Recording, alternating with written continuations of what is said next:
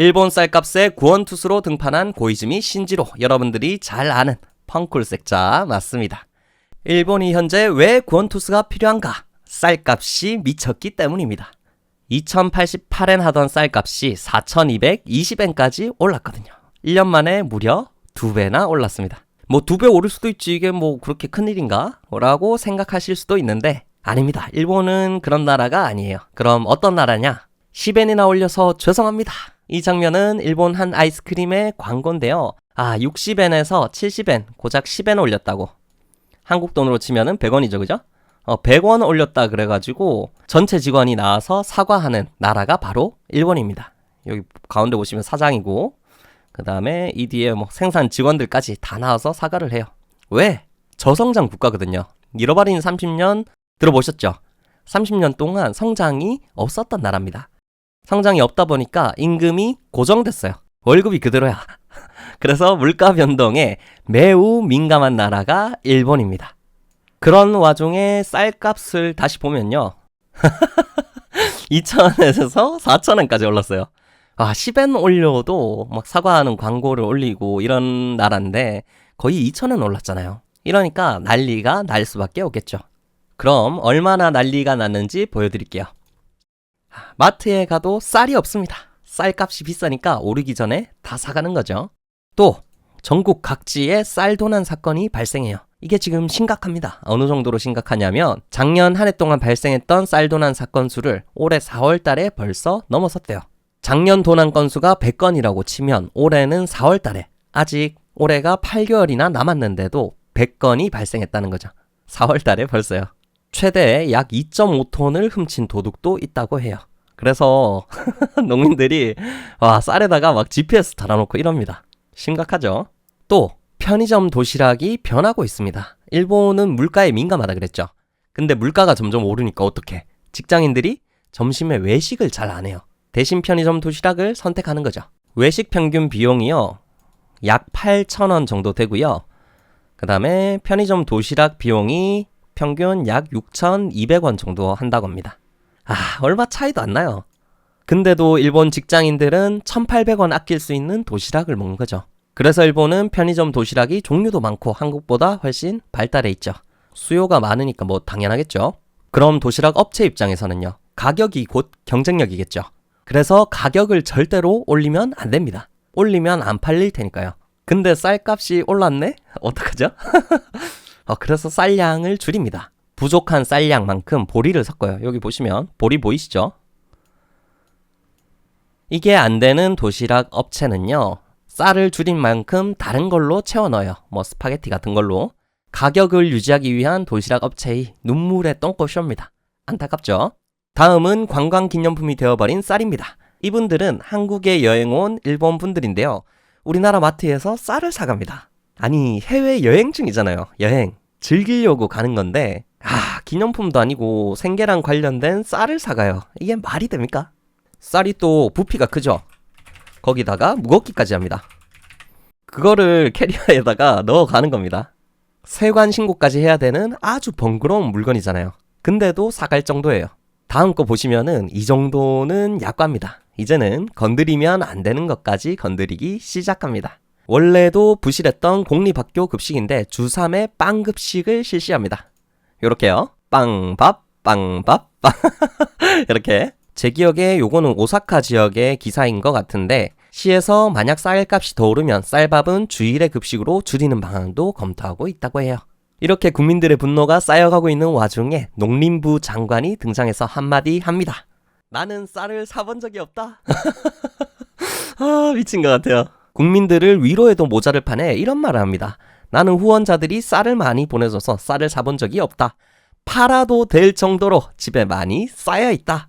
일본 정치계가 얼마나 고이고 썩었으면 이렇게 민감성이 없는 사람이 장관을 하고 있어요. 이 발언 이후로 국민들의 분노가 절정에 치닫습니다. 대체 왜 자꾸 쌀값이 오르냐? 여기에 대한 정부의 답변을 보여드릴게요. 처음에 정부는 쌀값 폭등의 원인을 전쟁 때문이라고 했습니다. 우크라이나가 유럽의 빵바구니라고 불리거든요. 흑토라고 세계 3대 곡창지대에 속해요. 보시면은 우크라이나는 국기부터 이미 농사를 기반으로 만든 국기입니다. 아래는 밀이고요. 위는 하늘이에요. 그만큼 이 나라의 밀 생산량이 어마어마해요. 근데 전쟁 중이죠. 전쟁으로 인해 밀 생산 및 수출이 줄어서 전 세계 밀 가격이 올랐어요. 그래서 일본 정부는 밀 가격이 오르니까 사람들이 쌀을 더 많이 찾게 된다.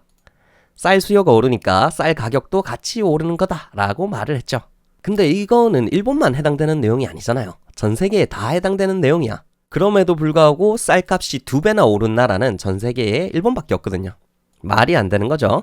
그래서 일본 정부는 다른 변명거리를 또 찾습니다. 이번에는 어떤 변명을 대느냐? 이게 다 기후변화 때문이다. 2023년에 일본이 폭염으로 인해 쌀이 30만 톤 덜 생산됐어요. 정부는 요게 원인이다 라고 설명을 했거든요. 근데 보세요. 쌀이 270만 톤 부족할 때 쌀값이 1.23배 올랐고요. 110만 톤 부족했을 때 쌀값이 1.14배 인상됐거든요.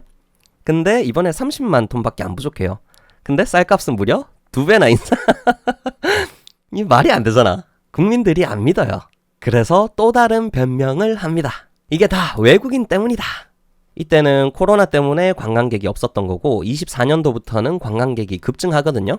옳거니 이거다 싶은 정부는 관광객 입이 늘어난 만큼 쌀값이 오른 겁니다 여러분 이라고 설명을 했는데 이것도 말이 안 되는 게 일본인 연간 쌀 소비량이 약 700만 톤 정도 되거든요. 근데 관광객 연간 쌀 소비량은 3만 톤밖에 안 돼요. 이 3만 톤도 억지로 끌어올린 수치입니다. 관광객 평균 체류 기간을 일주일이라고 잡고 거기다가 아침, 점심, 저녁 3끼를 꼬박꼬박 밥을 다 먹었다고 쳐야지 겨우 3만 톤이 나와요. 근데 그렇게 꾸역꾸역 부풀려서 나온 3만 톤도요. 전체 쌀 비중의 0.5%도 안 되거든요. 0.5% 가지고 쌀값이 2배가 오른다? 이것도 말이 안 되는 거죠. 그래서 국민들이 결국에는 알게 됩니다. 이건 구조적인 문제다 라고요. 농협은 이번 쌀값 사태의 범인 중에 하나인데 우리나라 농협이랑 비슷하면서도 좀 다릅니다.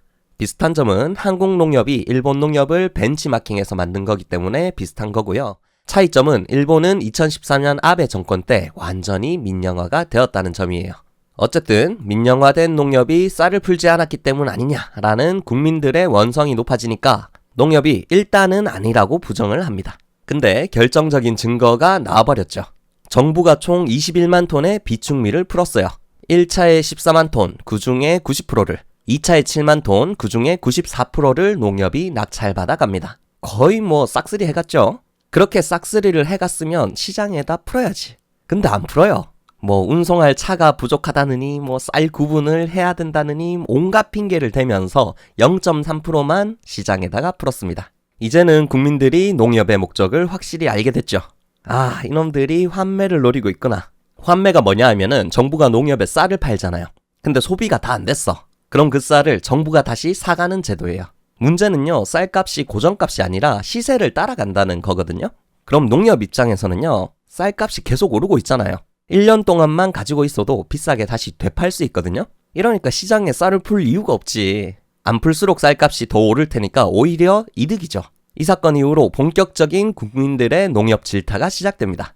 근데 농협은 오히려 국민들에게 큰 소리를 쳐요. 이런 광고를 냅니다. 쌀밥 한 그릇 49엔, 빵 한 개 231엔, 컵라면 187엔, 햄버거 231엔. 그리고 결정적인 문구 한 방, 이래도 쌀이 비쌉니까?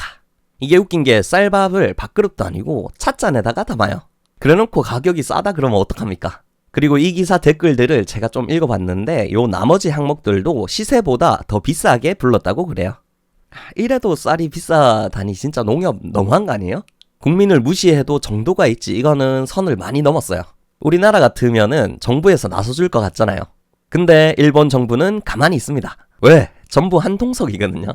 정부와 기업과 국회의원이 한마음 한뜻이에요. 이 한마음인 세 그룹을요, 농정 트라이앵글이라고 부릅니다. 이들은 비싼 쌀값을 유지한다는 이익관계가 일치하는 집단이에요. 여기서 한국인이라면 좀 생소한 단어가 있죠. 농림족. 요 족자가 가족할 때 그 족자입니다. 그러니까 한 가족같이 똘똘 뭉쳐서 농업 관련된 일만 하는 국회의원들을 농림족이라고 불러요. 이 사람들이 만약에 정치 경력이 30년이다 라고 치면 30년 동안 농업 관련 법안만 주구장창 내는 거죠. 자, 그러면 이 세 그룹이 왜 뭉쳤을까요? 비싼 쌀값을 유지하면 농협이 좋은 거는 알겠어. 농협은 기업이니까 돈을 더 많이 벌 수 있겠죠? 아니 근데 농림족은 왜? 이 사람들은 왜 비싼 쌀값을 유지하기를 원할까요? 당연히 표를 얻기 위해서죠. 국회의원이니까요. 자민당의 표밭이 농촌이거든요. 이들이 60년 동안이나 독재를 할 수 있었던 이유는 농민들을 잘 달래줬기 때문이에요. 그래서 농민들이 자꾸 뽑아줘서 60년 독재가 가능했던 거죠. 근데 이렇게 말하면 한국인 입장에서는 되게 의문이 들죠. 의석수는 인구 비례일 텐데 시골이 아니라 도시 지역 사람한테 잘 보여야지 60년 독재가 가능한 거 아닌가? 한국 총선도 보시면은 인구수가 많은 서울은 뭐 거의 한 40석 됩니다. 인구수가 적은 강원도는 보통 뭐 한 8석에서 9석 이 정도밖에 안 돼요. 당이 이기려면 대도시에서 이겨야 되잖아요. 근데 일본은 아닙니다. 신기하게도 인구 비례가 아니에요. 도시 사람은 한 사람당 한 표 가치를 가지지만 농촌 사람들은 한 사람이 보통 도시 사람의 3, 4명분의 가치를 가져요. 이렇게 된 이유는 자민당이 지역 소멸을 막는다는 말도 안 되는 핑계를 대면서 오늘날까지 이 인구 비례를 무시하는 의석수를 방어해왔기 때문에 그래요. 그래서 자민당의 표밭이 농촌 인구고 그 사람들한테 잘 보였기 때문에 60년 동안 독재가 가능했었던 거죠. 그럼 정부, 농림부는 무엇을 했는지 좀 봅시다. 정부는 겐딴 정책이라고 쌀 수요가 줄어드는 만큼 농지 면적을 줄여나가는 정책을 60년 동안이나 펼칩니다. 일본은 그동안 쌀 수요가 계속해서 떨어져 왔거든요. 근데 공급은 그대로다 하면은 쌀값이 떨어질 거 아니에요. 그걸 막고자 수요에 맞게 공급도 같이 줄여왔던 겁니다. 무려 60년 동안이나요. 그럼 정부가 어떤 식으로 공급을 조절했냐? 농사를 1년 쉬는 농가, 농지 면적을 줄이는 농가, 쌀 대신 다른 작물을 재배하는 농가, 이런 농가들에게 보조금을 지급해줍니다. 근데 요거는 좀 심하죠? 1년간 농사를 쉬는 농가, 일을 안 하면 돈을 줍니다. 그래서 요 정책은 잠깐 생겼다가 금방 없어지긴 했습니다. 그렇게 일본 정부는 농지 면적을 계속 축소시켜왔어요. 농협이랑 국회의원은 높은 쌀값을 계속 유지해왔고요. 그렇게 하면 농협은 돈을 벌고요. 농림족들은 표를 벌겠죠. 이런 식으로 자기들끼리 짝짝꿍을 하다가 이번 쌀값 사태가 터지게 된 거죠. 그래서 이시바 총리가 위기를 맞았습니다. 쌀값 상승에 반비례해서 지지율이 무려 20%까지 떨어졌어요. 쌀이 비싸면 비쌀수록 20%. 근데 이번 일은요, 총리만의 문제가 아니라 자민당 전체가 사라질 수도 있는 초유의 위기 상태입니다. 뉴스나 신문, 언론에서는 안 나오지만 지금 일본에는 전국적인 시위가 일어나고 있거든요. 한국 보고 국민이 독재를 한다라고 말하는 일본 국민들이 전국적으로 시위를 한다. 이거는 범상치 않은 일이거든요. 자민당의 60년 독재가 끝날 수도 있는 일입니다. 농민 표구모고 일단은 진정을 시켜야겠죠. 그래서 구원투수가 등장합니다. 쌀망원 논란으로 에토다쿠는 사퇴를 하고요. 사실상 경질당한 겁니다. 그리고 새로운 농림부 장관으로 고이즈미 신지로가 등판을 하죠. 근데 웃긴 게 고이즈미, 이시바, 고노 요 세 명이 비주류, 요 셋이 친하게 지냈거든요. 이 중에 요 고노다로는 여러분들이 잘 아는 캐논자 맞습니다. 어쨌든 요 세 명이서 친하게 지냈는데 이시바가 일부러 이런 어리숙한 놈을 앞세워놓고 잘리게 한 다음에 자기랑 친한 고이즈미를 농림부 장관으로 앉힌 게 아니냐 하는 음모론도 존재합니다. 제 개인적인 생각으로는 이렇게까지는 안 했을 것 같아요. 아다리가 딱딱 맞아 떨어져서 이렇게 된 것뿐이지 설마 이거를 의도했겠어요. 자, 어쨌든 쌀값의 구원투수로 고이즈미 신지로가 등판을 했어요. 그리고 파격적인 정책을 내놓죠. 그 첫 번째는요, 쌀값을 2,000엔까지 낮추겠다입니다. 이시바 총리가 쌀값을 3,000엔까지 낮춘다 그랬거든요.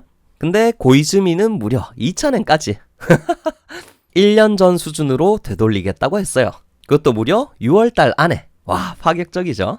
자, 그리고 두 번째 정책은요, 쌀값이 안정화될 때까지 비축미를 무제한으로 풀겠다고 했어요. 지금 부족한 쌀 공급량이 대략 한 40만 톤 정도로 추측하고 있는데, 그래서 일단은 30만 톤 추가 방출을 하고, 그래도 쌀값이 안 잡히면 한 달에 10만 톤씩 무제한으로 방출하겠다고 했습니다. 거기다가 운송비까지 정부가 부담을 해주겠대요. 파격적이죠? 근데 이런 생각이 들 겁니다. 어차피 한 통속이잖아요. 보세요. 정부도 자민당이죠. 농협도 자민당 편입니다. 농림족도 당연히 자민당 의원들이고요. 근데 펑쿨색좌도 자민당이잖아요. 그냥 이것도 지들끼리 짜고 치는 거 아니냐. 고이즈미도 그냥 국민들한테 인기 끌고 싶어서 쇼하는 거 아니냐 라는 의문이 드실 것 같아요. 근데 아닙니다. 아닌 이유는 바로 고이즈미의 파격 정책의 핵심인 수의계약 때문에 그래요. 수의계약이 뭐냐면은 정부가 직접 업체를 지정해서 정해진 가격에 물건을 파는 것을 수의계약이라고 해요. 원래는 정부가 물건 팔 때 수의계약으로 팔면 안 되거든요. 왜냐하면 수의계약은 정경유착이 될 수도 있잖아요. 그래서 정부가 파는 물건들은요, 누가 가져가게 될지 모르는 경매로 팔아야 됩니다. 이게 원칙이에요. 근데 경매로 해보니까 어떡해? 농협이 싹쓸이 해가거든요. 그래서 고이즈미는 아예 농협을 패스해버리고 수의계약으로 쌀을 파는 겁니다. 이거는 완전 농정 트라이앵글에 전쟁을 선포한 거예요. 고이즈미가 우리나라에서는 웃기는 이미지라서 그렇지 실제로는 굉장히 똑똑하거든요. 일본에서 제일 무서운 정치인입니다. 그래서 아무런 근거도 없이 농협한테 함부로 덤빈 게 아니에요. 그럼 어떤 근거가 있느냐? 바로 온라인 쌀 판매입니다. 이 사람은 라쿠텐 회장으로 미키타니 히로시라는 사람인데, 라쿠텐은 일본에서 제일 잘 나가는 대형 유통업 회사입니다. 우리나라로 치면은 쿠팡 같은 거라고 보시면 돼요. 어느 정도인지 보여드릴게요. 여기 2등에 있는 게 라쿠텐입니다. 1등은 아마존인 미국 기업이라서 빼고요. 일본 기업 중에 1등입니다. 우리나라 쿠팡이랑 비슷한 위치죠. 매출액이 무려 5.6조 엔이에요. 우리나라 돈으로 56조죠.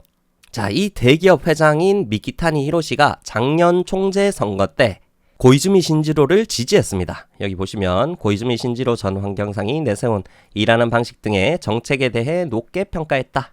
라쿠텐 회장은 고이즈미 신지로 라인을 탄 거죠. 고이즈미는 이런 대형 유통업계 회장을 끼고 농협한테 덤비는 겁니다. 함부로 이 거대한 농정 카르텔에게 덤빈 게 아니에요. 다 근거가 있습니다. 만약에 이번에 고이즈미 뜻대로 쌀값 사태를 종결시킨다면, 만약에 진짜로 농정개혁을 이뤄낸다면요, 그때는 고이즈미가 차기 총리로 당선될 가능성이 매우 높아집니다. 사실 고이즈미가 개혁을 시도한 게 첫 번째는 아니에요. 10년 전에 고이즈미가 농림부 회장이었을 당시에 이 농업을 보니까 개판인 거예요. 농기구, 농약, 사료, 비료 다 왜 이렇게 비싼가? 라고 하면서 농정개혁을 시도했었습니다. 근데 30대 초반 의원이잖아요. 정치 경력도 짧고 지지 기반도 없어요. 그러니까 농민족들한테 네가 뭘 안다고 나대냐는 식으로 완전 무시당하고 박살났었거든요. 근데 지금은 상황이 많이 다르죠. 지금은 정치 경력도 있고 농림부 장관에다가 대형 유통업 라쿠텐 회장을 등에 업고 있고, 심지어 국민들의 지지도까지 높습니다. 이제는 함부로 무시할 수 없는 위치까지 올라간 사람이에요. 일본은 의원 내각제라서 국민들의 신임을 받는다고 무조건 총리가 될 수는 없거든요. 자민당 내의 당파 싸움에서도 이길 수 있어야지 총리가 될 수 있습니다. 고이즈미가 6월 2일부터 인터넷 쌀 판매를 시작한다고 하는데, 만약에 쌀값을 잡고 농정개혁까지 이뤄낸다면 자민당 내에서 어떤 변화가 일어날지, 앞으로 일본의 미래는 어떻게 될지 이 한 달 안에 일본의 미래가 정해질 겁니다. 과연 자기 아버지처럼 개혁에 성공할 수 있을지 그 미래를 같이 한번 지켜보도록 하시죠.